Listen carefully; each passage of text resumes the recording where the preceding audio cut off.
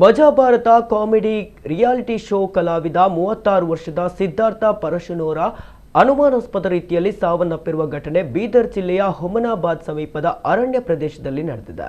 ಹುಮನಾಬಾದ್ ನಗರದ ಟೀಚರ್ಸ್ ಕಾಲೋನಿಯಲ್ಲಿ ವಾಸವಿದ್ದ ಸಿದ್ಧಾರ್ಥ ಅವರು ಕಳೆದ ಜೂನ್ 13ರಂದು ಸ್ನೇಹಿತರೊಂದಿಗೆ ಮನೆಯಿಂದ ಹೊರಹೋಗಿದ್ರು. 3 ದಿನವಾದರೂ ಮನೆಗೆ ಬಾರದ ಹಿನ್ನೆಲೆ ಕುಟುಂಬಸ್ಥರು ಸೋಮವಾರ ಬೆಳಗ್ಗೆ ಹುಮನಾಬಾದ್ ಪೊಲೀಸ್ ಠಾಣೆಗೆ ನಾಪತ್ತೆ ಪ್ರಕರಣ ದಾಖಲಿಸಿದ್ದಾರೆ. ಮೊಬೈಲ್ ಟವರ್ ಲೊಕೇಶನ್ ಆಧರಿಸಿ ಪೊಲೀಸರು ಮಾಹಿತಿ ಕಲೆ ಹಾಕಿದ್ದು, ಸೋಮವಾರ ಮಧ್ಯಾಹ್ನ ಅರಣ್ಯ ಪ್ರದೇಶದಲ್ಲಿ ಸಿದ್ಧಾರ್ಥ ಪರಶುನೂರ ಅವರ ಮೃತದೇಹ ಪತ್ತೆಯಾಗಿದೆ. ಸಾವಿಗೆ ನಿಖರ ಕಾರಣ ಇನ್ನೂ ತಿಳಿದು ಬಂದಿಲ್ಲ.